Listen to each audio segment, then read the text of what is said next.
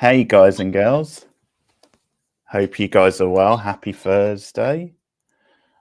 I'm back with Madison. Welcome back to the channel, Madison. Hello, thank you for having me. Hello, we've got a few in the chat. Russell's here, says he's just subscribed to your channel. So there you go, Thank you. you've got another sub.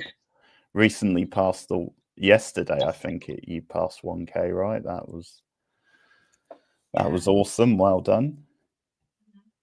If I had champagne, I would break it out. Sadly, I don't, but in spirit. What's up, everyone? Yeah, we're good. Thank you, Russell. Yes, so Tom's also subscribed, has a great channel, he says. Thank you. Okay, well, it's great to have Madison back. And so a bit later on, you guys can ask any questions you have for her. Keep it on like a horror type theme, or like Madison is a horror content creator. Some of you will know because you would have seen the interview I did last year. She's also been featured in her short stories have been featured in like collections, things like that. Russell says, welcome back, Madison. Thank you, Russell. So yeah, she's also into horror gaming, aren't you? So any questions on that kind of thing? So yeah, all things horror. So, okay, so I did actually surprise Madison a little bit off air, but we're going to talk a little bit about the big news of the week in horror to kick off the stream. And that is that it's been confirmed that Matthew Lillard has been re-signed for Scream 7. We're not sure in what capacity yet. I think it has been confirmed loosely that Stu Mocker is back, but we're not sure in what capacity, whether he's still alive, whether it's a voice in someone's head, flashbacks. We're not quite sure, but he has signed on, Matthew Lillard, and he has also been joined by Scott Foley, which is a little bit more of a surprise. So just to remind you guys and Madison, for anyone who maybe doesn't remember this, but Scott Foley was Roman in Scream 3. Spoilers, the one who turned out to be Ghostface. But at the moment, he hasn't been assigned a role, Scott Foley. So we can talk a little bit and speculate a bit about that. But it is funny because some of you may or may not know, but when Kevin Williamson was originally writing Scream 3,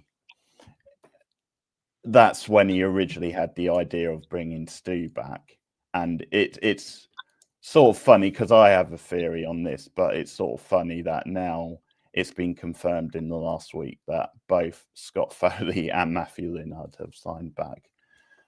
So I was going to ask you, so a few minutes ago, Madison, when I gave you the news, assuming you already knew, what's your reaction, particularly to Matthew Lillard? But I take it you don't have such a strong feeling on Scott Foley. Well, I mean, I think every year since Scream 3, there's always been speculation that Matthew Lillard's going to come back, and I love him. He's one of my favorite horror actors. So, yeah, so I'm a little bit more excited about Stu, but I think that's really cool that Scott Foley could come back as well. And that's interesting because two previous villains already being confirmed. I had heard a theory that they might have the new Ghostface do like some deep fake AI type thing to mess with Sydney. So I'm kind of wondering if that rumor might have some truth to it. Because bringing back two former Ghostface, it sounds like it might have some truth to it. But I really hope they bring Matthew Lillard back, like himself, and not just like his voice or something like that, because I love him. And I've been waiting for this, and they even suggested he might come back. So, yeah, I'm excited. Yeah, I think one way or the other you will see kind of Stu. It's just whether he's actually still alive or not, and that's what the big speculation is. Yeah, the AI thing, you might have a thing because they do like to try and move with the times. They do like to try and incorporate kind of modern like things that are going on in culture into like the satire. So you might actually have a thing. Well, what do you think about that? Would you enjoy it if they did an AI style storyline? Maybe depends. I mean, kind of, because Ghostface always has the same voice, and so they've already from the beginning kind of established that voice manipulation is a trait of these killers. So the idea of being able to use AI, and it's just so prevalent now, anybody can have access to anybody's voice, not perfectly, but enough to be unnerving. So I'm excited about it. Like I said, I am team. I hope Stu is alive. Okay. But I Well, think that it would be a cool yeah. use of that technology. That's fair enough. I mean, people have heard me rant about this and others, so I don't know. But it's fitting that you're on the other team tonight because I'm on the opposite side. I'm not. I think it's a mistake bringing him back at this stage. I Yeah. think it would be an even bigger mistake if Mhm. he is somehow still alive because they've got too much explaining to do about how, where has he been all these years. Yeah.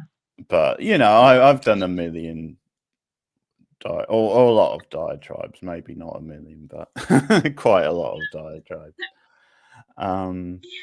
I have to agree that it could create some plot holes, but I've never felt like Scream was the most consistent, and they've had so many wild storylines already with Sydney's long lost brother. It's very soap opera esque. So for a Yeah, killer to have faked his death or something like that, I don't think that would be too crazy for the series. It's already pretty not grounded to begin with.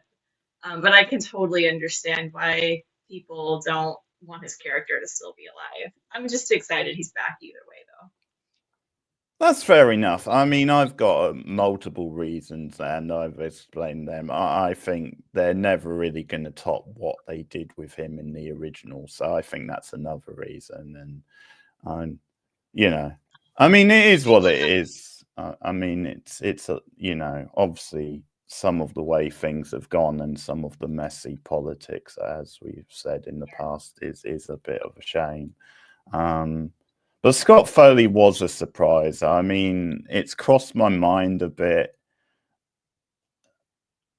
My assumption is that this is Kevin Williamson, his idea from Scream 3, which he didn't get to use. Because he's bringing Scott Foley back, he's bringing Matthew Lillard back. I can only assume that it's roughly whatever he intended for Scream 3, with some tweaks. I mean, there's obviously other cast members involved, Mhm. and I mean, one idea is that it could be a revenge mission that maybe he's in Roman's head, possibly, and it's a revenge mission against Sydney. Mhm.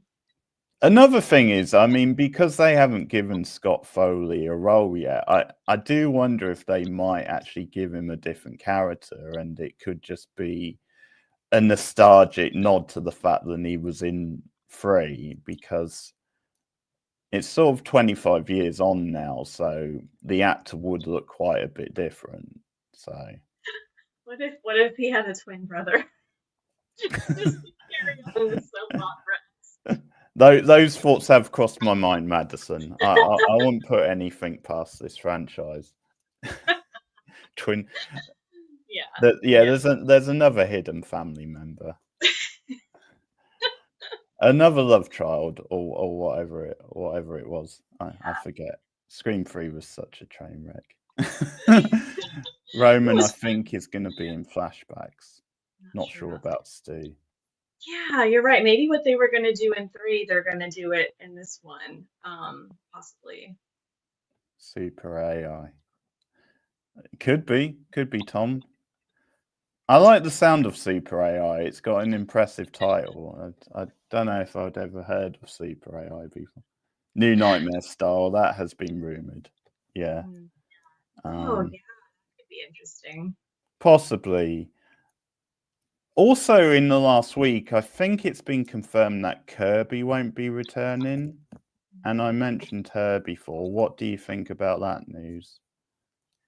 it all just depends on what they're planning on doing. We still have no idea where they're going to be going plot wise, so maybe there's a really good reason why she's not coming back for this installment, but I definitely hope she returns at some point because I really liked her character, especially in the last one. I felt like she was a standout character, and I loved the twist involving her and how they, I'm sorry, spoilers if you haven't seen it, it's been out for quite a while, but how you suspect her, and then, they did such a good job framing her, and then the unreveal, I guess you'd say, that, it wasn't her, was really interesting. So, I mean, I'm kind of bummed she won't be in this one, but like I said, depending on what they're doing, I trust that there's probably a good reason for Yeah. That's cool, Tom. Well, I will say the original Scream did wear out my VHS back in the day. it. Showing my age now, but it really did. Saw it a couple of times in cinemas as well. But yeah, no, I think it's a shame. I think it is part of the happy medium, which I think they have to try and get between introducing, well, newer characters, or at least characters who haven't been in as many movies as like the original, where I think Kirby is one of those who the fans seem to have taken to. And I think they can still get one or two movies out of her. I think there's still things you can do with her character. So I think it would have been nice actually if she had some involvement, which is another thing, because it's a pretty packed cast at the moment, and I don't know how they're going to balance everyone, because they've also brought back the Meat Twins, which is interesting. I don't know how they're gonna. Well, the twins, who were originally part of like the Sam and Tara era of Scream, and obviously we know for reasons those two aren't coming back, but they have the twins, the actors have signed on to return. So I don't know. See where they go with them. I'm sort of glad they're back, but I hope they're not brought back maybe just to be easy fodder, because we'll see. A lot of question marks. Yeah, definitely. And I liked what you said earlier about how maybe one of the characters is going to come back to be like in the head of another character, because that's what they did with Scream 5, I believe, with Billy and his daughter and all that. I think that that was probably the most Yeah. interesting part of that movie, although I wasn't a huge fan of it overall. I do think that the flashbacks, or the hallucinations, I should say, were probably the best part. So. Okay, I think it was partly the de-aging being quite bad, so I wasn't so much into that, but Trying to remember. I think it felt like a cheap cameo. I mean, I think in 6 they toned it down a bit, so that was a bit better. But the de-aging effect wasn't the best, so I think that was a bit of a thing. But that's Yeah, I fine. mean, I wasn't a fan of that one. That's the Neither was only one I. in the whole series that I was like, it's kind of a skip. But I was really shocked at how good 6 was. I was like, it's amazing. I watched a whole movie with these characters and didn't really connect with any of them. And then in 6, by like the midpoint, I was already really hooked. So yeah, it was definitely an interesting way how they made you care about these siblings all of a sudden at the beginning of 6. Just it was just much better all around. Yeah, no, I definitely agree with that, even though I disagree a bit about the, not the Stu stuff, the Billy stuff. But I definitely agree that 5 was a bit on the mediocre side. Yeah. And 6 was a big step up, which I think is partly why I think it is a shame they're not getting the chance really to finish off their trilogy. Yeah. Yeah, I was like, man, they like you said, they stepped it up with the last one. Finally, I was on board with, this whole storyline they were doing with again, the long lost child kind of trope. Mhm. They're really invested in the series, and then yeah, unfortunately all that drama happened, but Yeah. I do hope that they're able to bring them back at some point. Um, Yeah. So do I, because I got more into Sam in 6 than I did 5, really. Yeah. So yeah, hopefully at some point. We'll see. Okay. So I was going to ask you, because you mentioned it a bit there, but like I do normally get people to maybe rank these franchises. So how would you rank the Scream franchises? Do you have an order of favorites? It's been a long time since I've seen 2 and 3, Mm-hmm.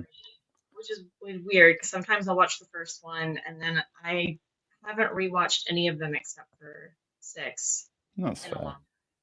So, based on what I remember, it would probably be the original and then Scream 2 Yes. and then maybe 6 and then 4 Yeah. and then 3 and then 5, with 5 being Okay. much slower than all of the others. You're nice. No, thank you. That's shockingly close to mine. It's only the bottom 2 I would agree with. Sorry, disagree with. But then again, I understand you haven't seen 3 for a while, whereas I tend to agree with the majority that 3's kind of the turkey of the franchise. So I would definitely have that as bottom, and I would Yeah, have 5 just a little bit above it. But I definitely agree that maybe those are the 2 weakest overall, and I actually agree that 2 is still the best sequel, which a lot of people go a bit up and down on that, but to me, I still think it is the best sequel. So yeah. yeah, I think Okay, so Russell sort of has his order. He has 1, 3, 4, 2, 6, 5. Okay, yeah, little bit different, but some similarities. So we have a couple of questions. Do you think they are trying to bring back all the original Ghostface? Any thoughts on that? that's kind of what it seems like. I do wonder if that is the plan, if they're going to let us in, or if we're going to get like some surprise cameos. Because I do feel like if they let it slip that they're bringing back all of them, then we could probably guarantee that it's going to be some kind of AI thing or hallucinations. Um, but yeah, that's a really interesting theory. Definitely something I'll be keeping an eye out for if they announce more. Yeah, because I know you had the speculation last movie about like the army of Ghostface, which Mhm.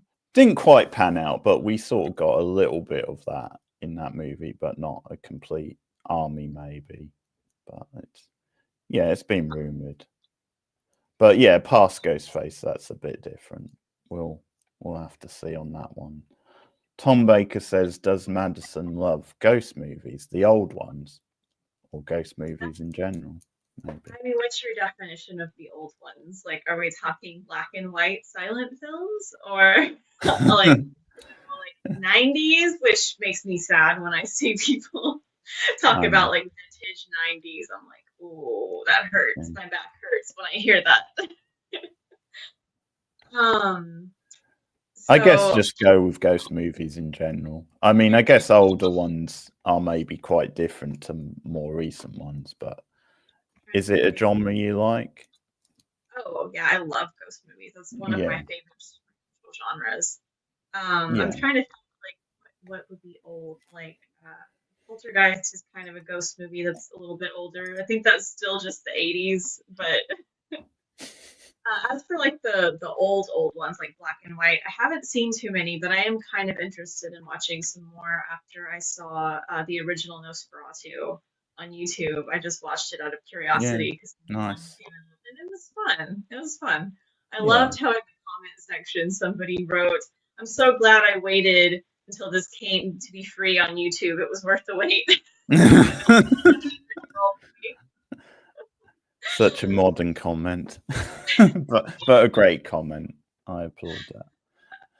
Oh, Yeah, very good. yeah, I love ghost movies of all periods of time. So Yeah, I can definitely recommend with Vincent Price, The Haunting of Go House on the Haunted Hill. Yeah, go. I think it's as well as obviously you've got The Haunting, which was the original version of The Haunting of Hill House. But yeah, the Vincent Price one.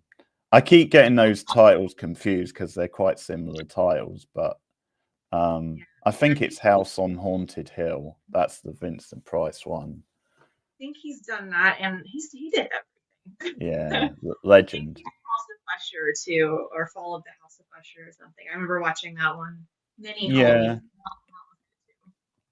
Yeah. Oh, that's good. Yeah, he did sort of 4 or 5 with Roger Corman, which were all Poe adaptations. So Mhm. yeah, those films are all pretty strong, really. I don't think there's really a bad one. So Oh yeah. are you? Because I know you're into your horror writing and reading. Are you a big Poe fan? Some of Yeah, us, yeah, definitely. I was so excited whenever they announced Mike Flanagan was doing Fall of the House of Usher, and his interpretation was interesting. And I did enjoy it. I thought it was very different from what I was expecting. yeah. But yeah, I love Poe. And a couple years back, I went to the Texpo Expo, or no, Expo Texpo, something like that, which was Okay. basically just a celebration of Edgar Allan Poe. And they had a Poe impersonator come and like read poetry while they Okay. had dreary music playing in the background. And it was raining, of course, so it was like the perfect atmosphere. It couldn't have been planned better. It was so great.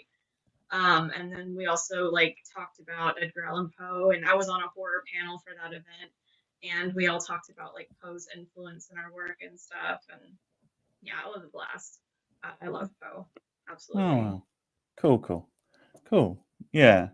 Yeah. As I said, Madison, we can call her an author. We can give her that profile. Tom says the haunting of Julia the Changeling. I haven't. Changeling, the one from the early 80s. That's yeah, decent movie. Did it quite recently on the channel. Don't think I've seen the haunting of Julia. Sort of rings a bell though, but yeah. Okay. Maybe a couple to look out for. Mhm. Two great men. I've seen Dr. Phoebe's old movie poster. Hmm. Okay. Okay, so opening it up a bit because I know you have been doing some like start of the year type videos on your channel. Um, so without giving away too much, because we want you guys to check out her stuff, but Madison stuff. But sort of if there is one horror movie that's coming out later this year that you're excited for, which one would it be and why? Okay, so there's still a lot of speculation if Saw 11's actually coming out this year because there's been like it's funny because every time there's any announcement for Scream, like everybody's all over the place, everybody knows about it, it's all over the horror community, and they're always announcing every new actor they're signing on, which I think is really smart from a marketing perspective. But with Saw, we haven't heard anything since Saw 10 was released, except that they changed the writers out. So I don't know. I'm not super optimistic it's coming out this year, but if it does, then that'll probably be my most anticipated. Like if they confirm it and they like, Okay. start showing teaser trailers and stuff, I'm gonna be super psyched. Um, so that would probably be my number one. And then Yeah. I'm also really looking forward to Fear Street Prom Queen. I loved the Fear Street Yeah. books as a kid. I loved the Netflix trilogy. And I love the premise that it's going to be about a bunch of high school girls competing for prom queen. And then it says an unlikely candidate emerges, and then people start disappearing one by one. So I think that that's a really fun premise. Yeah. I'm excited for that one. Yeah, so you think potentially they've come up with quite a fresh idea to do something a little bit different. I know. Well, I know they did a lot of books, so is that an idea taken from one of the books? I Or believe so. Yeah, okay. it is a book that I was thinking about reading it before the show comes out, but considering how loosely they based it on the original trilogy, I'm like, Hmm. I don't want to get my hopes up. So I'll wait until after it comes out and then read the book. Yeah, well, I think the original trilogy they did on Netflix has a special place for me just because though that was the first video I did with my sort of co-host Rachel when we Mhm. started doing horror movies and stuff together, reviews. We actually did the Fear Street trilogy as our Oh, first video. So I think because of that, it sort of holds a bit of a special place. And she's read quite a lot of the books as well. So she's quite well, knows them quite well, I guess. Ghost mhm, Story, of course, was scary. I still haven't seen Ghost Story, but I always heard good things. I need to check that one out. mhm. And that 13 Ghosts, okay, Russell. That's a bit dicey choosing a later Carpenter, Russell, but I admire your guts putting yourself out there. Okay, I actually had a question about one of your videos because I know you've recently done the trends video for Uh-huh. this year, which is a regular thing that you've done for a few years now. But I was wondering because you brought up horror trilogies as one of the trends in it. And I was wondering because it is a little bit of a different way to do like franchises in some ways than the norm, where if it's quite successful, there's a chance they'll keep maybe doing new sequels to it and stuff. So, do you think the approach of doing a trilogy is a good way to do it, or are you a bit more mixed on it? That is a really good question. Um, I have mixed feelings because I feel like some of these trilogies that have come out have had very weak first installments, and I'm like, have they already filmed the sequels? Or I'm assuming that they did, but I'm like, are you going to give theatrical releases to all of them? I'm thinking of The Strangers right now. Was Hmm. not a fan of the first chapter at all, although I was kind of interested in how they left it. They left it on a very big cliffhanger. Um, and so I'm kind of like wondering what they're going to be doing with that movie if they're going to have the character, the I don't want to give spoilers if anyone hasn't seen it, even though it's not a great film. I'll just say the surviving character, if this person is going to come back, if that's going to be like the thing that ties the three movies together. But like on its own, it wasn't that great. So Yeah. I kind of wonder, like a film like that wouldn't have gotten a sequel if it hadn't been pitched as a trilogy already and marketed as a trilogy and all that stuff. So I don't know. I have mixed feelings. But then when it's done really well, like with the Fear Street movies and um, Halloween up until the last one, Okay. and when else has it been done recently? I think also the Resident Evil movies, they kind of planned to stop it after the third one, and the quality does kind of go down after that one. So there's a part of me that's like, maybe they should have ended it there. Although those were all, Yeah. cheesy fun. But Yeah. so I don't know. I think it just depends. But I will say I'm a little bit concerned. Oh, The Exorcist is another one where the first installment was so bad that I heard that they canceled it, and then I heard rumors that Mike Flanagan's going to be involved now. So I'm like, I don't know if that's a different Exorcist or if they're rebooting it again or if they are planning on connecting those two. But it seems like it's happened multiple times now where they talked a big game about how we're going to have three film series, and then the first one does so poorly that there's like a big question mark on if they should even continue with the series or if they should drop it. And then if they drop it, it's like it's kind of makes the audience lose faith in the production company and everybody involved a little bit because you're promising a sequel that you're not going to deliver on. So I think it can Yeah. cause problems if it's not done very well and if the first installment isn't the main focus. And then also from a writer's perspective, if you're planning on churning out a new movie every year and you're not a writer that's used to doing that and you don't have a really good first installment, then your attention's divided because you're maybe so focused on the big picture that you're not giving each movie its own time, I think. think maybe that's what happened with the first Strangers film. They're so focused on, okay, how do we get to the second film, which is probably going to be a revenge film. That the first one kind of felt like a not so great remake of the first Strangers film, in my opinion.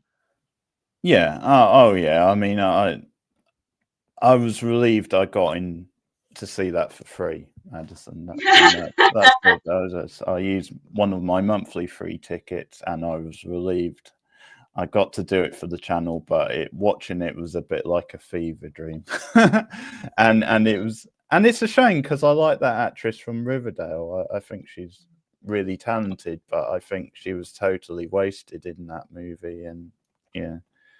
Yeah. And it doesn't bode well moving forward, and I think because it bombed as well, that there might be some doubt over whether, but in a way it seems like they're a bit committed now because they signed up to a trilogy. And that's partly what you're getting at, is that maybe sometimes they shouldn't get too ahead of themselves until they know. Yeah.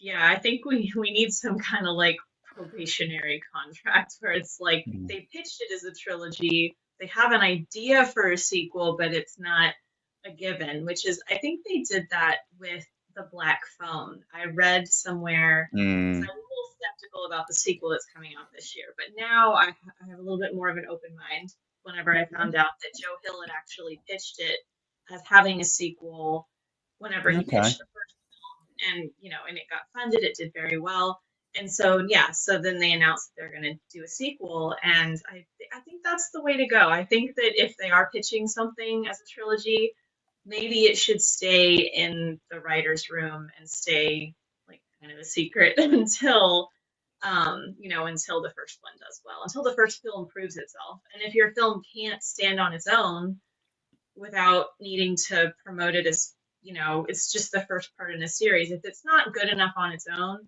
it's probably not, people aren't going to be excited about the other Yeah. ones. Like when they did the Halloween trilogy, I don't remember hearing that it was a trilogy. At least at the time I watched it, I didn't know. I thought it was just a really good standalone. I And was going to when I say found out that. they were going to do more, I was excited. But yeah, it stands on its own, and I think that's something that everybody needs to remember when they're pitching a trilogy, is that the first one has to be good enough that if it was the only one that's made, that's still going to be satisfying for the viewers, instead of, yeah, like you said, the big question mark of should we even continue at this point.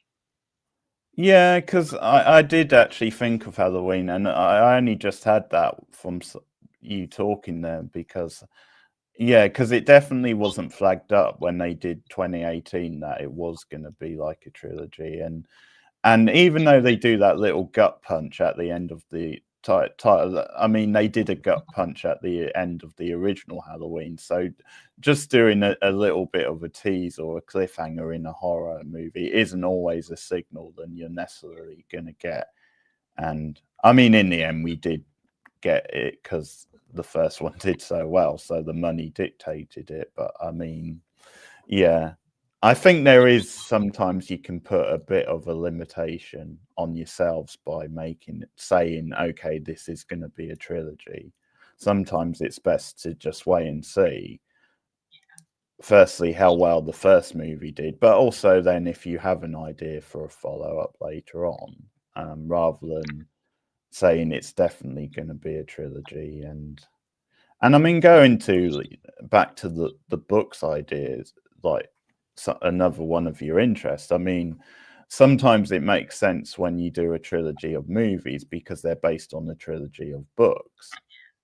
So you already have those natural stories, and then it's just a case of how you adapt them. But if you pin yourself into a corner and you have to come up with these original ideas to tie it together in a trilogy, because I think that's why the Back to the Future trilogy is such a satisfying trilogy, and why it's almost a textbook how you do a trilogy, because I think those are films that complement each other, but they also add to the other movies. They add ideas, and they kind of play about with the formula a little bit.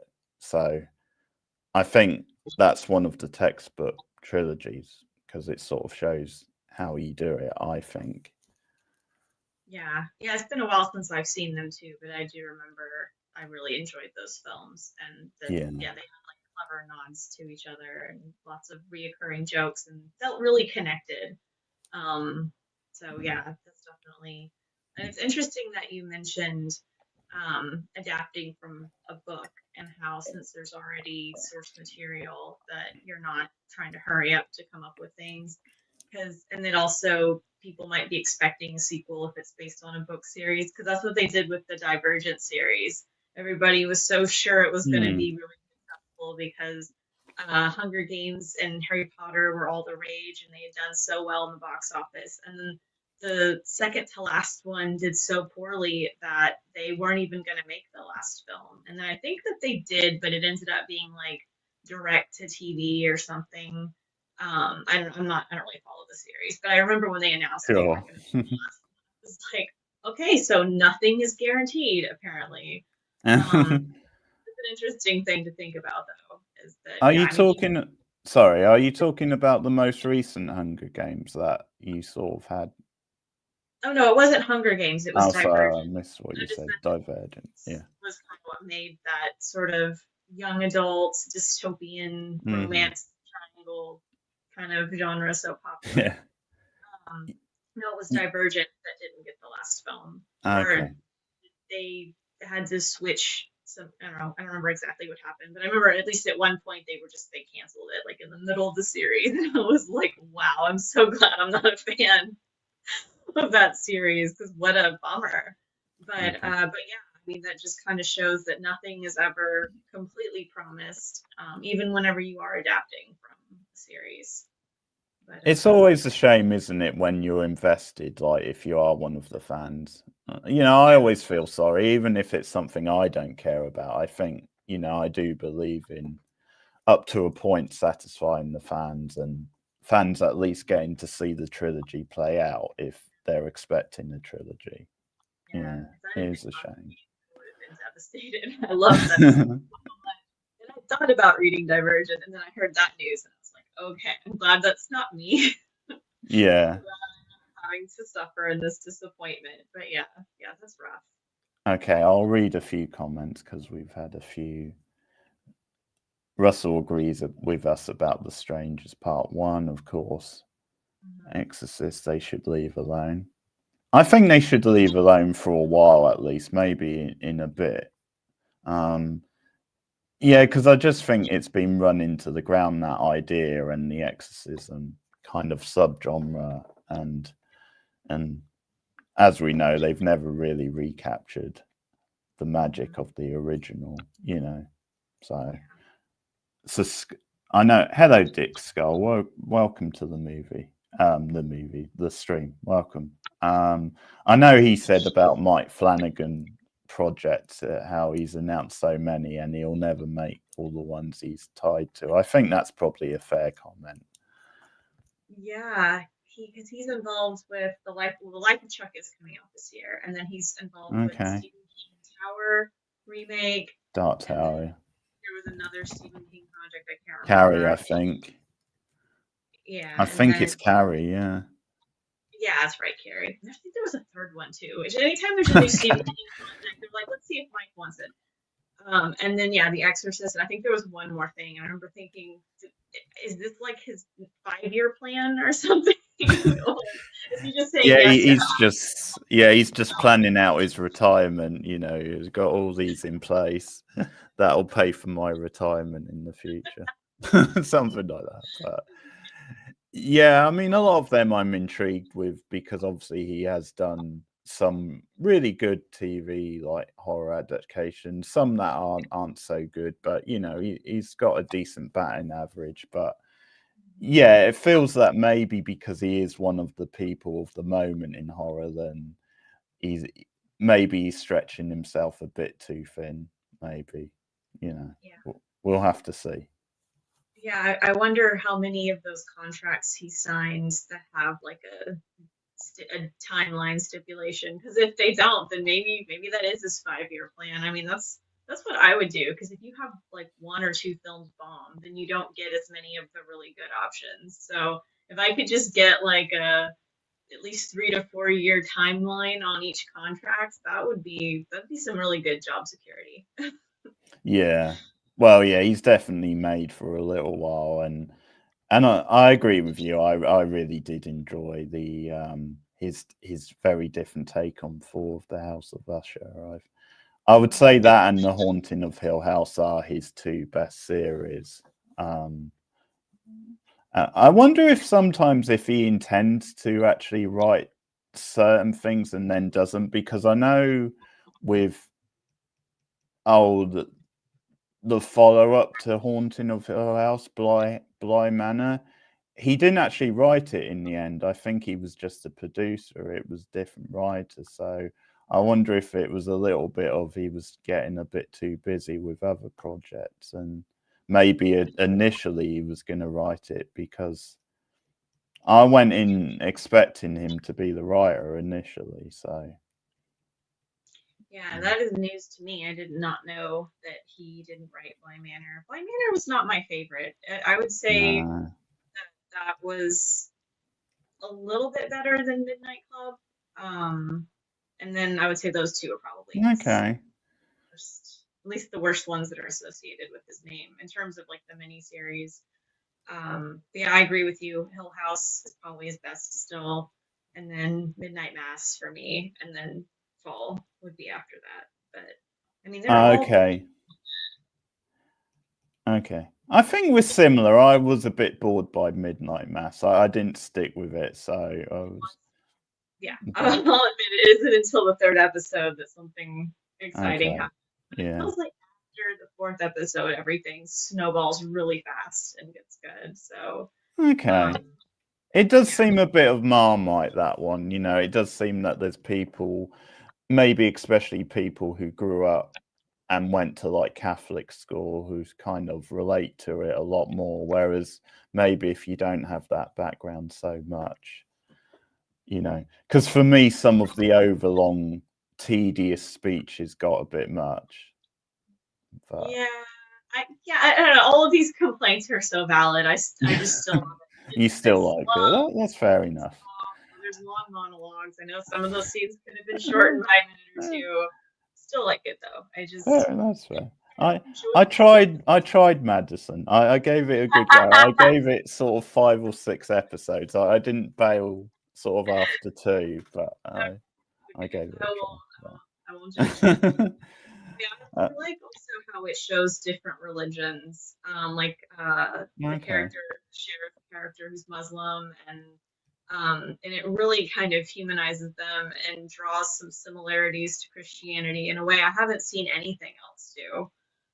Yeah, So that's I an like. interesting take. Okay, well maybe I will go back and give it another go at some point. You don't have to. I'm just saying it's one of my favorites.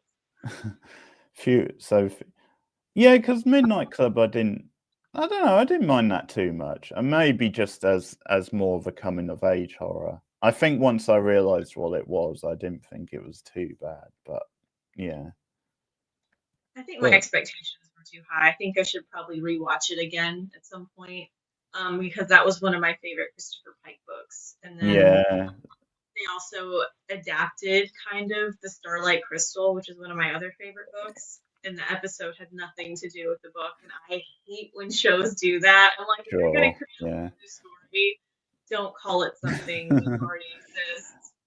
That was, yeah, I did not love that part. yeah. But there were some good episodes in it. So Yeah, I remember thinking the cast were pretty solid, and I did pop definitely having Heather, oh the have damn, Lagerkamp return to, because you don't see her in much nowadays. So I did get excited seeing Nancy from Nightmare on Elm Street back on screen. Always a good time. But okay, a few more comments. I like him to focus on the Dark Tower series. I think, yeah, that's one he could definitely do a proper job with, potentially. I think that's definitely one that seems like it would work better on TV, like as a mini series, than in a film, because they tried cramming too much into the film they released years ago, and it just was a bit of a mess. So, yeah, it'll be interesting to see what he does with that. We also have, they kept the Exorcist moves, the rest was silly. Exorcist believer, yuck. Should be more use of the word yuck, it doesn't get brought out enough. The Exorcist music was #1, yeah, it certainly was. Very creepy title theme, even to this day. Never saw Halloween movie after 5, okay. 1995, 1, 2, 3 was great. After that, I don't care. Not sure what you're talking about that. I think that was a little while back, but okay. It's blind leading the blind.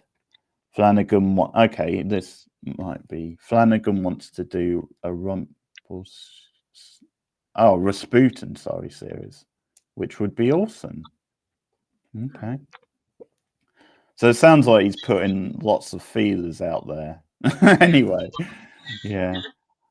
Because I know the director of Pan's Labyrinth used to have this thing where he used to be tied to all these projects, and then a lot of them would fall through. And so maybe Flanagan's taking over that mantle a little bit. High Skull. I take that back. I think Eggers. Oh, he thinks Eggers wanted to do Rumpelstiltskin. Okay. Well, different sort of movie for Eggers, I guess, if he did do that. Midnight Mass is underrated. Yeah, well, Madison would agree.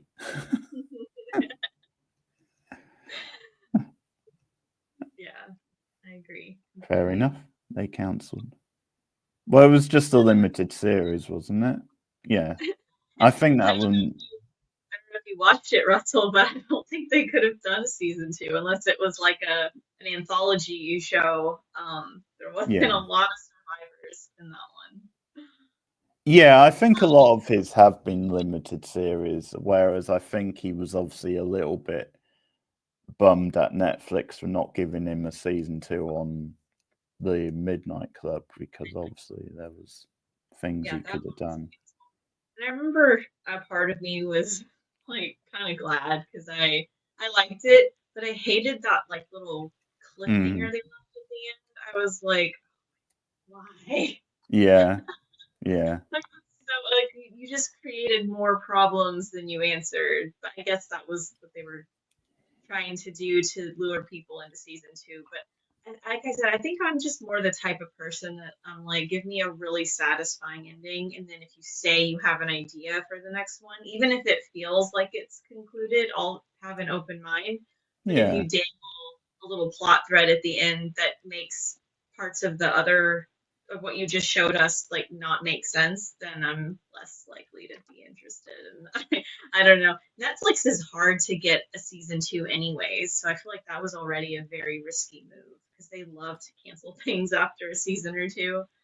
So yeah, especially now, unless it's like a massive hit, like certain things, like obviously what Wednesday or Stranger Things, or certain hits they have had. But yeah, nowadays, yeah, because they put out so much, like, and especially if they spend a decent amount on the show, I feel that it does have to kind of justify that in the returns. So yeah.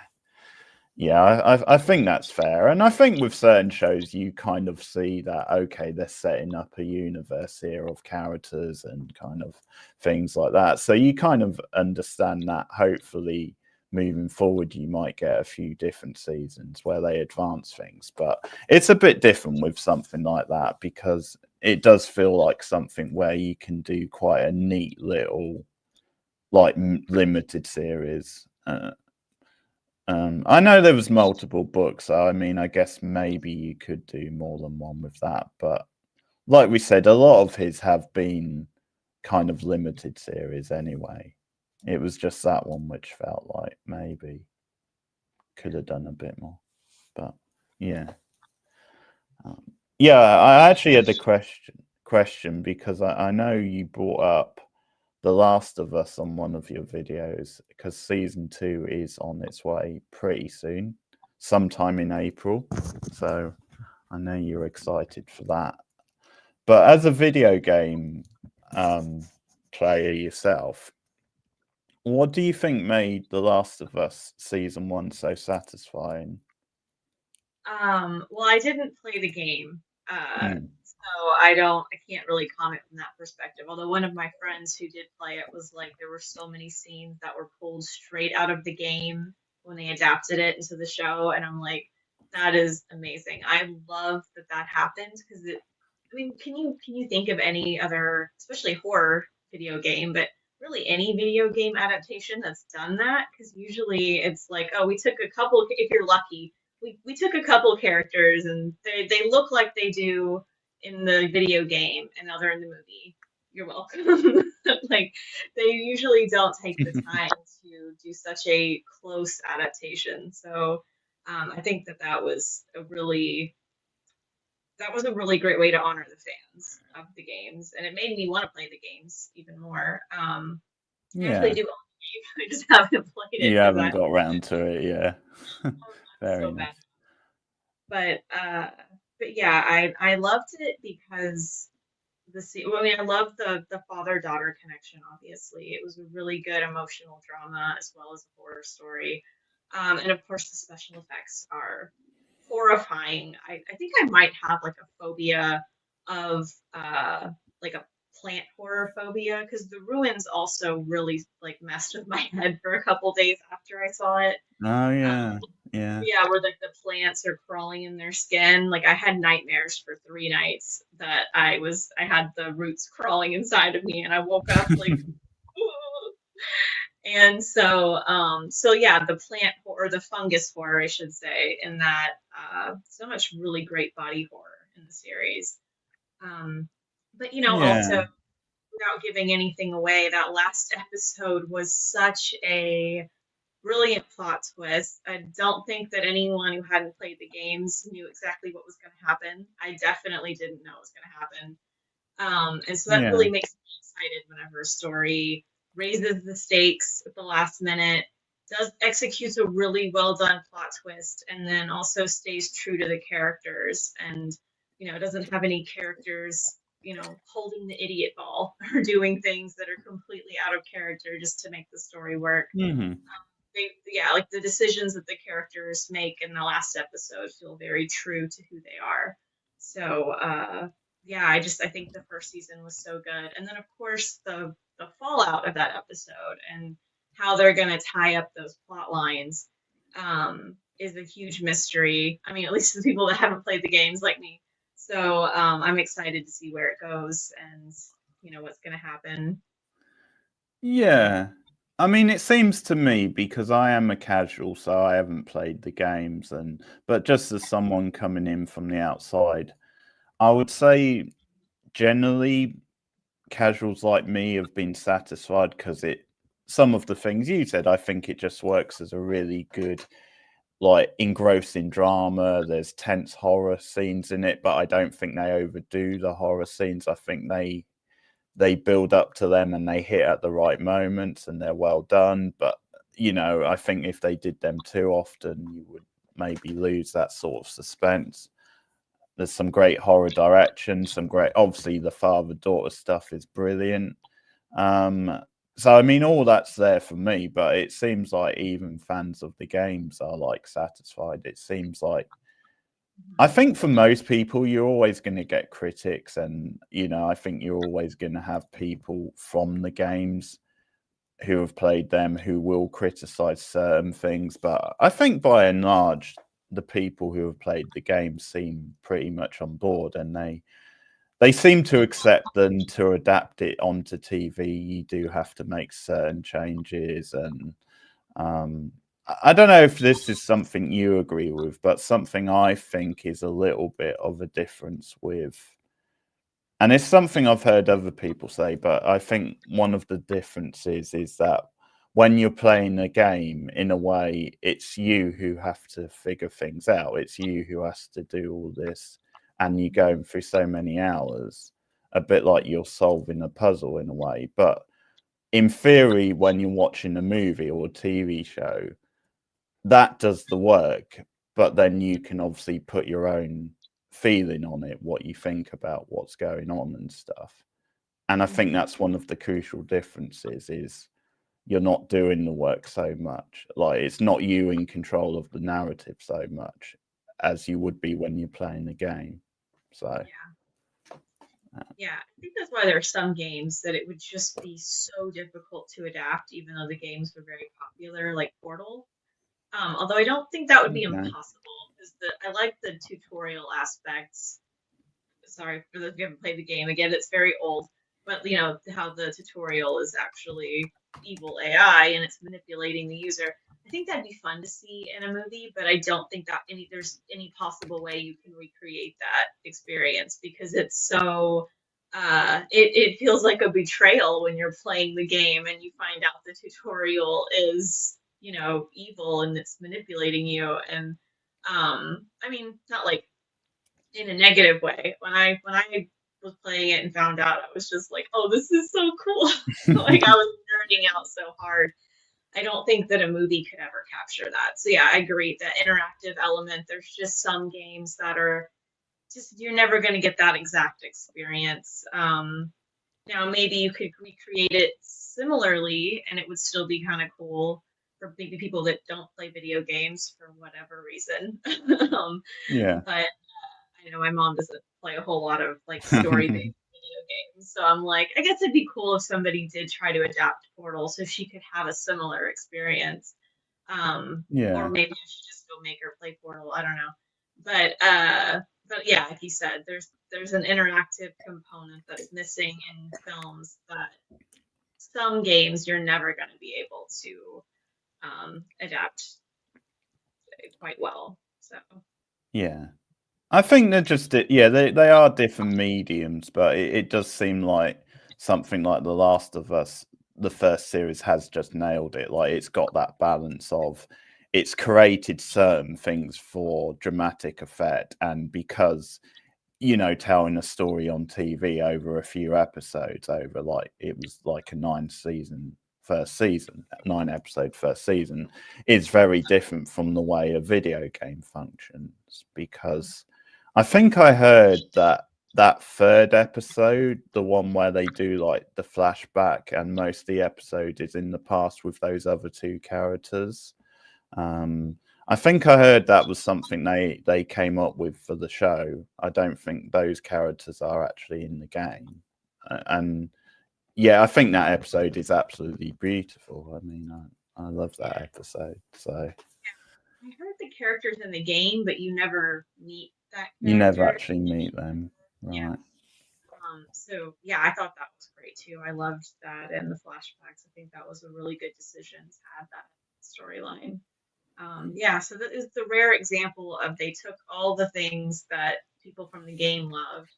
They adapted certain iconic images from the game like almost perfectly, and they actually added stuff that was good instead of like, you know, being filler or whatever, or being some screenwriter's chance to show off. Like it was something that genuinely added to the overall story and the theme of the story, which to me at least it's about love. Like the if you want to Yeah, kind of simplify it to its absolute core, it's a love story. Like the yeah, whole series is like different types of love. So so yeah, so I think that that's probably one of the reasons why everyone is so satisfied with it, game lovers and regular folk like us, because uh, they adapted everything and then they also added good stuff as well. So like it seems like they really understood the game and were passionate about it. yeah. Or at least if they're not, they fooled me. But I imagine that they had to be to do such a good job. Yeah, well, I know they had quite a lot of interaction with the people involved in the game, so it seemed like they did work quite a lot together to come up with the best possible version on TV. So that really seemed to pay off. I know they kept the music from the game for the opening titles, which is a nice little touch as well. And Yeah. yeah, like I don't really think there was a bad episode in the first season. It's just that obviously some episodes you're naturally going to enjoy maybe more than others. I mean, one which I thought was quite underrated was the one with the two girls in the past when they're in the mall, and I thought Yeah. that was really interesting and really just the fun kind of look at what it would actually be like, because I think one of the fun things about Owl to explore is the fact that things that we take for granted in every day, like when they're going on the escalator and she's never been on an escalator before, and it's like it's moving, I'm going up, and just that stuff, I think that's something, because of her upbringing and because she is so young, and in a way she doesn't know anything else apart from this post-apocalyptic world that she's been brought up in. So I think that's one of the reasons I really like that episode. Yeah, that was such a great episode. That's just really good world building to show all of these things, like you said, that we take for granted, like escalators, and to show their amazement at it. It really makes you feel like you're in this apocalyptic world with these girls that have never experienced these things. Yeah, and it was quite a clever sort of, the fact that so much of the episode was just them talking and they hadn't seen each other for a while, so they're reconnecting. But yet you just know that in the background there could always be a threat. But it was quite clever that it was just in the background a lot of the episode until it finally came out. And like the horror in that episode didn't take so much of the focus. So that was really nicely done. So okay, well, the channel's called Bored Now because it's a Buffy reference. I'm a big Buffy fan, and I will do a video commenting on that news as well, because there's a new Buffy show in the works. Yeah, right. I remember seeing that announcement. I think details are still a bit sketchy, and I know we've been here before, but I will do a video at some point with my thoughts. So what do you hope for the second season of The Last of Us? Is there anything you would like to see? I want to have 9 episodes of them just traveling and having fun adventures, and nothing bad happens, and nobody important dies. No. No. Well, you can have 7 episodes because it's a 7-episode season. Bit shorter this time, but already disappointed. No. Exactly. Yeah, I don't know. I mean, obviously, the secret that happens in the last episode's got to come out, and that's gonna break my heart, and that's gonna have some major repercussions. But having said that, even though I know it's gonna break my heart, it has to happen. And if it didn't happen, that would be disappointing because, the rule of drama is that if there's a big secret, it has to come out. You can't just, not. So, yeah, that's my only expectation, is that they're going to resolve that plot line, and that hopefully it'll hit emotionally just as hard as the first season. Just hurt me. I just want the season 2 to hurt me like the first one did. That's all. Yeah. Yeah, I'm confident. I know they're bringing in new characters and new cast. I know Catherine O'Hara's involved, who's a bit of a legend. Every time she's in something, she always delivers. I don't know exactly. I think she might be playing Joel's mum or something like that. So maybe we'll be getting some flashbacks of that stuff, possibly. Something like that anyway. And I know they have added a few new characters and cast members, and because it is such an expansive world, I know in the games there's a lot of other characters. So yeah, as long as the writing can stay consistent, I think there's definitely material there for like 3 or 4 seasons, potentially. So excited to see what they come up with. Okay. Well, Russell, I'm curious to see what they do with it. Until I know more details, I'm not too sure. I think Sarah Michelle Gellar, if she's used in a cameo, if she's used to sort of pass the torch on, I think that's how she should be used. I think she obviously is the best ever Slayer, and I don't think that will be top, but I think she did have a full run as the Slayer in the past, and now is it sort of well, in reality, Sarah Michelle Gellar is now mid-40s, and I think she's had a run, but I think to pass on the torch and have a cameo, I think is fine. But I can't comment too much on the show until I see more details about it and if it's going to definitely go ahead and take shape. But we'll see.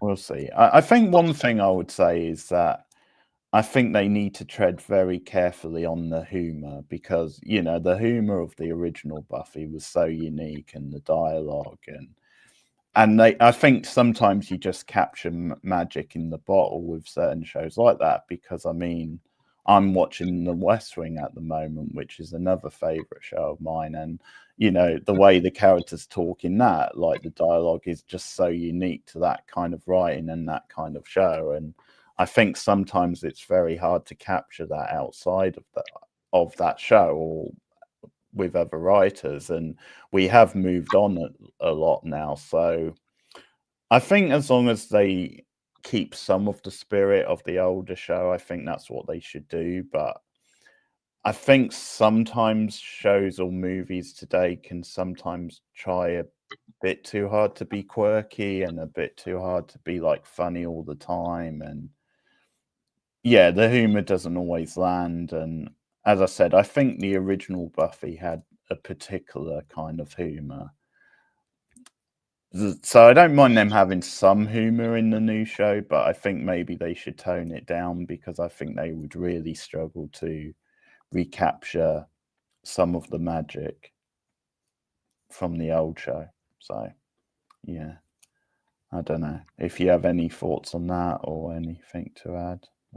Yeah, well, it's kind of hard for me to imagine them doing something. It's gonna have some humor, but yeah, if it's gonna. And I'm also thinking in particular with Buffy, it's interesting how you mentioned the language because I remember hearing something about like that there was they called it like Buffy talk or Buffy-ese or something. Yeah, like there's just certain ways that the character Buffy talks.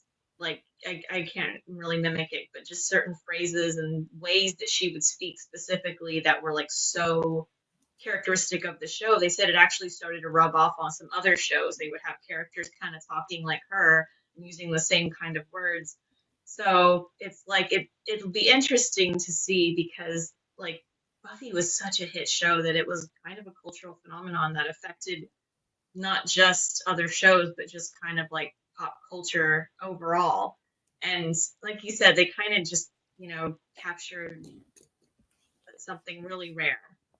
And I don't necessarily think they're going to recreate it. And I'm not even sure if they should try. I think they should just try Yeah, to create a show that's very solid, um, have some balance of humor, and it'd be interesting to see if they just did a completely serious take, like made it almost like Underworld, but with the Buffy characters and Buffyverse. That would be yeah, interesting.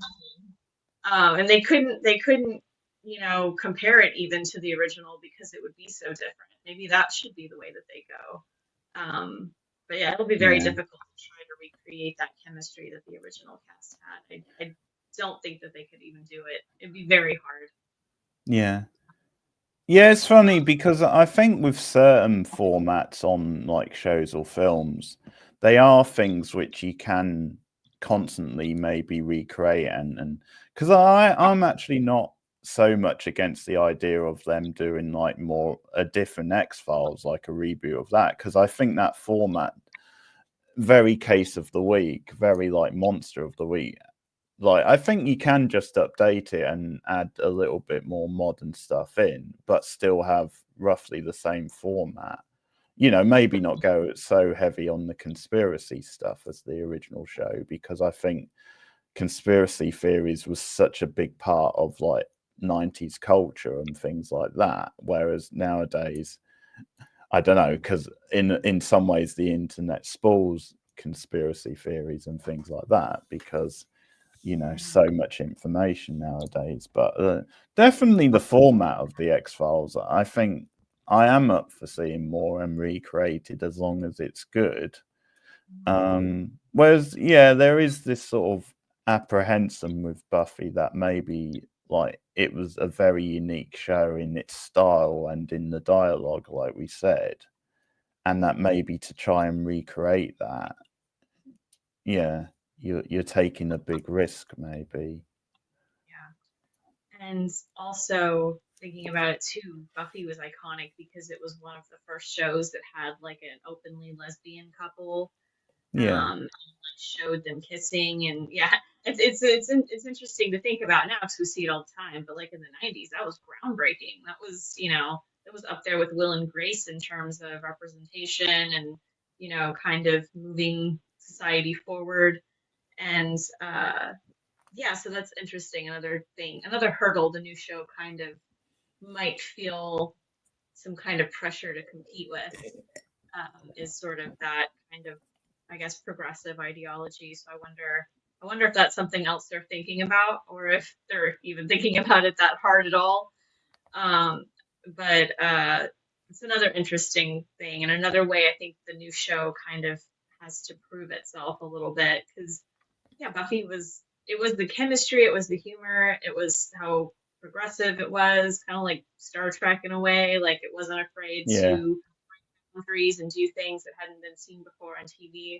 So yeah, I my sympathies to anyone involved in the new show because it's so hard to compete with the old show. I give them props for even trying, honestly. Yeah, yeah, so I'm definitely curious. Obviously, I'll check it out if it does definitely happen. 100% ends up going through, and at least we get beyond the pilot. But we'll, yeah, it's wait and see. I mean, I think maybe what you said might be the truest thing. That maybe they should look to go in a bit of a different direction and try and do their own thing rather than try to recreate the magic of the original show.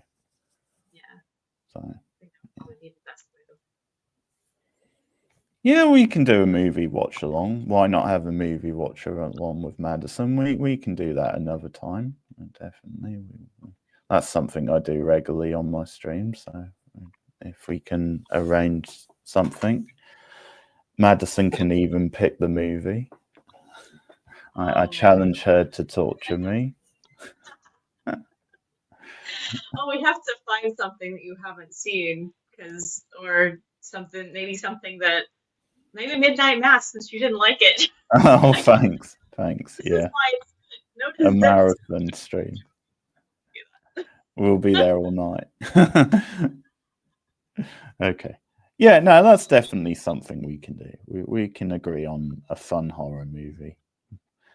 Maybe something quite trashy, so that we don't have to take it too seriously. We can just hijinks. Get a few beers out. It'll be a blast. Why not? Oh, sorry, I already read that comment. A watch along of The Haunting of Julia. Well, we'll keep that in mind. Thanks for the suggestion.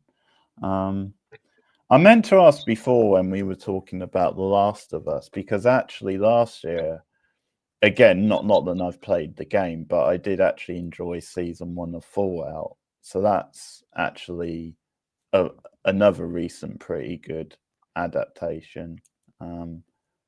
I don't know if you have if you saw that or if you've played the games. No, you haven't. So okay. I No, did that's hear good things about it though, and I have plans to check it out at some point.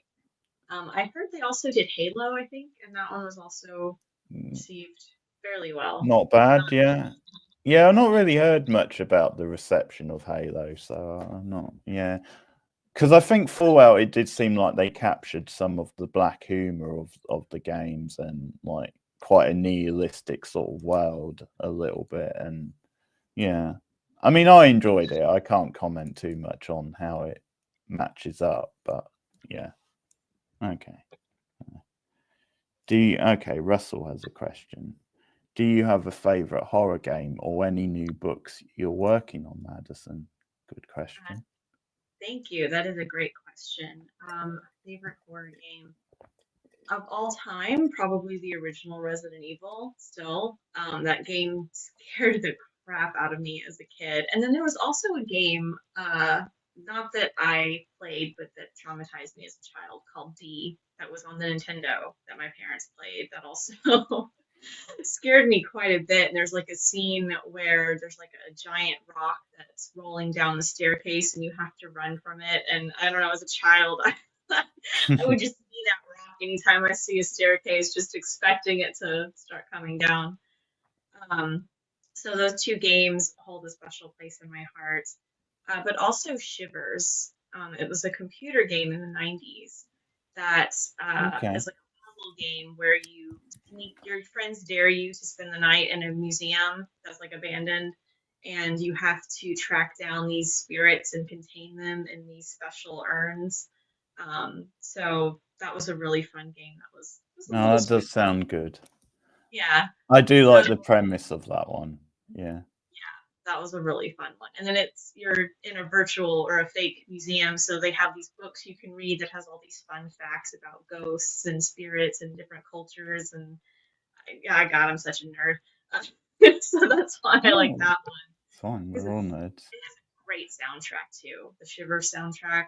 Okay. Both games. There was a sequel too called Harvest of Souls that I liked. That was similar, but you were trapped in a small town. But I did prefer the museum.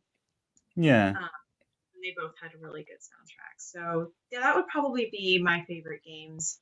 And then any new work, I think you said. Yeah. I had a short story published last year, or the year before, in Roadkill Volume 8 that Hmm. is about a writer who wins this writing retreat contest, and he goes to spend the week at the mansion of this writer he was obsessed with who killed himself. And then he finds a manuscript in the writer's house that wasn't finished, so he decides he's going to finish it, and it starts messing with the fabric of reality. So like I said, that one came out a couple of years ago, and then this year I'm going to have my story Pestilence reprinted in an anthology that is just for female writers, so for female horror writers. So, and that story is about a girl that thinks that she has an STD, and so she starts having these hallucinations that she is being followed by Pestilence, who is one of the four horsemen of the apocalypse. And she thinks that the only way to get rid of her STD is to do something very bad to her ex-boyfriend. So that story came out a few years ago, and it's going to be reprinted this summer. And then I'm also Very working nice. on a story. Oh, thank you. Okay. And then I'm also working on a story right now about a girl that goes to a nail salon with her future sister-in-law, and the manicurist is like this crazy, insane woman that wants to cut off her toes because they're so pretty and like sew them on her own feet. So that one We've is all been there. Yeah.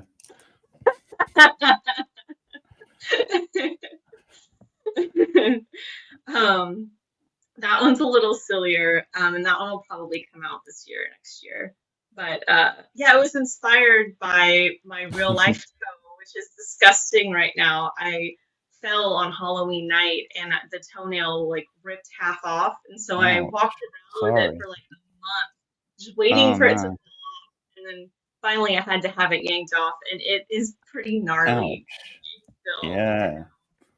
So every time I look down, I got really sad. And then I thought of this idea of, this manicurist that like is so obsessed with pretty toes. She wants to cut other people's off. And yeah, Well, that, something came good of it then. At least it gave you inspiration, and sometimes you have to use these things. And yeah, definitely a twist on a body horror, without doubt.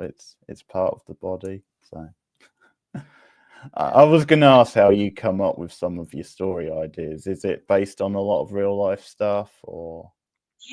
yeah. There's been several times where sometimes something bad will happen. I have another story I'm planning on writing this year that's related to my dog passing away, or one of my dogs. Sorry. And so, yeah, thank you, I Hmm. appreciate that. And yeah, it's gonna do with like accepting someone's death, and also kind of dealing with end of life feelings, like the conflicting feelings you have whenever someone's in pain and you want them to maybe pass on because you don't want them to be in pain, but then sometimes you feel guilty. Like it's kind of like that. So yeah, a lot of it's real life stuff. And then sometimes a lot of my ideas also come from my writing group where we'll just hang Mhm. out and just talk about silly stuff. And then I'll be like, but what if this happened? Like 90% of my ideas come from me being like, just being in a silly mood. And then, but what if this happened? And then, you know, eventually we keep talking and I'm like, that could actually, amount to Yeah. something, actually be a good idea. But yeah, sometimes like the nail salon idea, I just looked down at my ugly toe and I was like, there's got to be a way I can turn I this can into a use horror that, yeah. story. Look how nasty it is. I don't know if the toe is actually going to make an appearance in the story, like if there's going to be a description of a nasty toe, but at least Cameo it's for the inspiration toes. for something.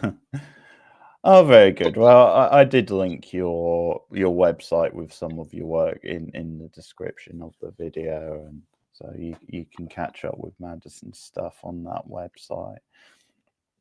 Thank you. I'll look at a few more comments. Anyone play? I don't know how you say that word. The call of I don't either.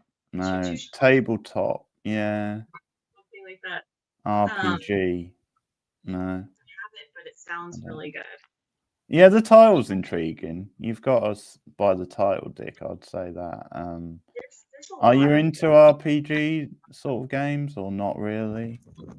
I can never find anyone to play them with. Yeah, Like my library has a bunch, we have a library of things at my library where you can check out board games and stuff like that, but I don't know anyone to play with. And then yeah, like that's the thing, isn't it? yeah, and then they have I know people, but nobody wants to play board games.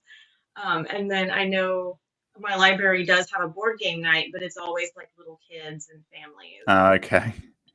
yeah, Not so quite your crowd, no, no. I don't think there's like little kids that want to play Call of Duty Play or with a cool aunt. whatever. See, I Yeah, maybe. spun that into a positive. I spun that. Okay. That did get dark. You can never quite tell where these streams are going to go sometimes. Who knows what's going to happen. Sorry to hear that about your dog, Madison. Russell also says so. Thanks for that, Russell. Thanks for the kind comment. That would make a good horror movie. Maniacal and psychopath. When will she snap? Very good. Well, that may well be the subtitle, or at least the tagline on the poster. Is RPG making your own decisions in games? Yeah, if you want to explain roughly what RPG is, in case anyone doesn't know. Role-playing game. Or, yeah. So yeah, it's a little different when it's tabletop or video game. But yeah, Mm-hmm. basically you're playing a character. Usually you have things like certain stats that you're trying to build up throughout the game. But yeah, it wildly differs depending on what game you're playing. Like something like Final Fantasy, you're not just building stats for one character, you have a whole party of characters you have to build stats for. And then sometimes party members come and go, so you kind of have to plan accordingly. Like, you want to have at least one magic character, one soldier character, things like that.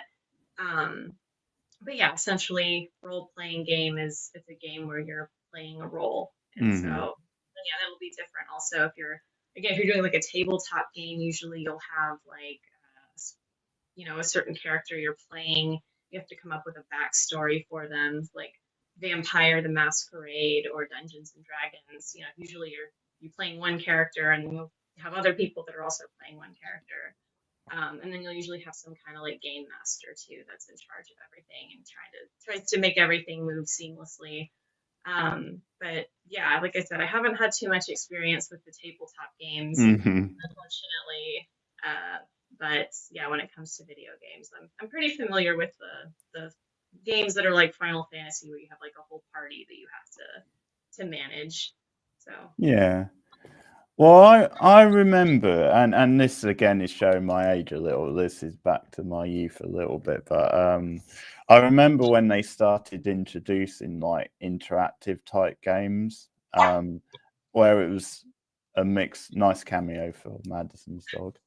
Yeah, Hi to Madison's dog. But where it was a mix. he is. They're like in the one spot I can't. It's fine. No, I'm it's sure fine. they'll walk across It's fine. the Yeah, it's fine. background in a minute. Yeah. Yeah, where it was a mix of like you put a video, it was VHS at that time before DVDs, and you also had a board, and like you got like a narrator or a character on screen, and he directed you what to do. And I used to play this really entertaining one called Atmosphere, where I don't know if you've ever heard of it, but like where this guy with a vaguely French accent with like a hood came on, and he used to call people things like maggots and set them the challenges, and really got into whatever they were paying that guy. It wasn't enough because he was gold. But No, that's I haven't. something I remember. I Yeah, think Goosebumps had one like that. That I got for my birthday one year, but I don't remember exactly. But I think it is. similar Yeah, and I think similar idea. that was probably a VHS too. Yeah, I was around for VHS as well for a little bit. So Yeah. yeah, I remember. Yeah. Yeah, and you know, I've had certain like film quiz interactive games where it's like on the DVD, and like you know, you've got like different categories and stuff like that. I haven't played one for a while, but stuff like that used to be quite good fun. Stuff which you can try and involve the family in a little bit, and I think we used to bond sometimes over Christmas doing that stuff as like brought us, you know, it's quite an easy little leisurely activity to do with your family. Fun times. I worked years at 4 different VHS rental stores. Okay, great memories. Yeah, very different times, as I've always said. Okay, so guys, I think we're going to round up soon, but I mean, think of any more questions if you have any for Madison. But I will give you a chance to promote your channel and what your channel is exactly if they don't. I think most people in the chat would know, but like if anyone else watching doesn't know, and also what you have maybe idea wise for the channel moving forward. Okay. If Oh, you would want you to like? say a bit about the channel, yeah. Okay. So I run a horror tube channel where I review horror books, horror movies, horror shows. Also, I play horror games, and at the end, I'll do a little few minutes talking about what I rated it and why. But mostly, my video game videos are just me being really silly. I remember there was a couple of people that told me that had been watching my channel for years that were like, "That was a different side of you." I was like, "Yeah, it was a surprise to me as well when I was editing it." But Yeah. so yeah, so there's vastly different content on my channel. The one thing that unites all the videos is that it's always horror centric though. Horror So themed. yeah, Yeah. sometimes you'll see me being silly playing a horror video game, and then other times I'll be sitting down, very serious talking about the symbolism in this horror movie and things like that. As for what I have coming up, I'm going to be doing a review on Stephen King's You Like It Darker. I just have to Hmm. finish editing it. I think I talked about that a few months ago and just kind of dropped the ball because all of the end of the year videos got me distracted. Yeah, quite busy with that Yeah. stuff. Yeah, sure. I recently just dropped Horror Trends of 2025, where I talk about, the trends that we saw last year and what I think we're going to see this year. And I'm going to be reviewing some work by Junji Ito this year, who is Okay. a Japanese manga artist who does horror mangas. Um, and just more movie reviews for, the things that are coming out in the next few months. I might do one for Companion, but I'm still thinking about how I Yeah. talk about that movie without spoiling anything because it's so there's like a plot twist in the first 15-20 minutes, and it's like, oh, it's so good, I don't want to be the one that spoils it for someone, so I'm like, how do I talk about this movie without mentioning the plot at all? Yeah. So we'll see. I did realize that last night when I was starting to put together my. I mean, I did some notes, but I think the video will come soon, guys. But yeah, I did realize that. I did realize then I had to do it in a bit of an order where I was jumping about a little bit, not so much in order of how things, because I realized if you start talking too much about some of the cast and characters, like that's diving into spoilers a little bit, like with some of the other characters. And but yeah, no. I mean, I'm, def- generally, sorry. I'm definitely going to watch yours because I want to know how someone Oh else God, decided to yeah, do it. I haven't actually watched anybody else's yet because I'm just, I don't know, maybe I should, but I'm just like, I don't yeah. want to talk about this film without spoiling anything. It's harder I, than Barbarian because at least that had like a good 35 minutes before it shifted and became something totally different. So, but this one, it's like, man, It is very hard because there's very little you can give away in the actual premise without then saying, okay, this happens. Because I'm even quite fearful to categorize one of the genres because I think that in itself could end up being a bit. I thought that as well. I was gonna Yeah. mention it's multiple genres, and I was like, but I can't tell you which one. So we'll say no more for now, but Madison gives it a fun thumbs up. My review will be on the way. I will say actually about the marketing, which I think is quite clever with the film, is I do love the fact that they've put it out quite close to Valentine's Day and I think that is deliberate. I think they've done that thing of, okay, we're maybe tricking some people into thinking this is going to be more of a relationship type movie because I noticed one of the trailers says from the studio that did The Notebook, and I think that's brilliant. I think the fact that they've done that deliberately to make you think it's maybe going to be that sort of movie is kind of genius. But I think very clever marketing, which I don't say very often about modern movies, and yeah, and I think it's definitely deliberate. They've put it out at the end of January, not too far off, Valentine's that Yeah, season. I So, think they wanted to get that feel of Valentine's Day, but they were afraid to compete with Hard Eyes, so that's why they went really mhm. early. Probably a good decision to not compete with that film. Although I have a sneaking suspicion I'm probably gonna prefer Companion to Hard Eyes because Okay, I'm yeah, excited for that one, but I don't know, I just really loved Companion. So I don't know, we'll yeah. see.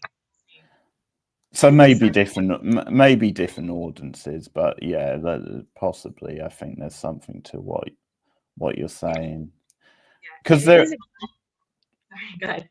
So all I was going to say is I think there is this tradition of putting out around Valentine's Day. If you have a certain amount of just typical rom-coms, I think what what studios tend to try and do is put out alternatives like the opposite almost because they figure we can't really compete with that audience, so we're going to try and grab a different audience. It's a bit because if you look at what's coming out that sort of week or that weekend, I know you've got like that new Captain America movie coming out about that time. I know Apple TV are releasing that movie, The Gorge, and that's something which is a little bit different, Mhm. like isn't a rom-com. So yeah, Yeah, yeah. I think that Hulu released Fresh a couple years back in January. okay, Yeah, they're like, we're getting the we're gonna make you appreciate being single crowd.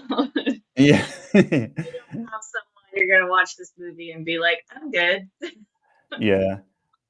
Yeah, Yeah, yeah. I think they've been doing it for a few years because, like, at least maybe 10. Because I sort of remember Her came out in a similar time, like that was maybe sometime in February, and that obviously is again more of a sci-fi type of relationship movie, but yeah, sort of counter programming. But I think we have a few more. Okay, Russell asks, "What is your favorite horror movie? Do you have Oh, one?" or not? Oh, that's so hard. Yeah, I always thanks for this question, Russell. thanks for the identity Put her crisis. on the spot. Yeah. So my go-to is usually Saw because not only do I love that film so much, like so much that I watched the commentary on it with Carrie Yules and Lee Winnell and all that, like from beginning to end. I don't do that very often. But I also have met so many amazing friends because of that series. And I was a member of HOJ, House of Jigsaw. We would go on there, Okay. and I can't count how many school days I spent in high school in that group just talking Saw theories with people. Um, so there's like some sentimental reasons too, in addition to me enjoying the film so much. But I also really love Seven, The Silence of the Lambs. I love like the cop thriller combined with horror. Yeah. That's a favorite subgenre of mine. And then I also really love Alien and The Thing. So big fan of body horror and like sci-fi elements as well. So that's like all of my probably top favorites. And then um, in Yeah. terms in Bit terms of a of mix. horror comedy, maybe like Happy Death Day is pretty Yeah. good. So, That's a good one. That's a fun one. Again, sort of an alternative Valentine's type movie. Counter programming once again. But that's good timing you mentioned Seven because I have to get in. I saw a screening of Seven the other night at the cinema. I went to see it. First time I've seen it on the big screen because I was a bit too young when it came out. And yeah, still my favorite David Fincher movie. I think it's awesome. So it was great to see that at the cinema. Yeah, that's awesome, Madison. So Russell likes some of your picks. Russell also wants to see Companion, definitely worth checking out. Tom says, Madison, a video on horror books versus the movie adaptation could be fun. Maybe as a future idea. What is in the box? That's the question, Russell. And let's not spoil it just in case someone stumbles upon this stream who has never seen Seven. Yeah, that amazes me how many times I'll come across a really young person and they'll be like, I've never seen The Ring or The Sixth Sense. And I'm just like, oh my gosh.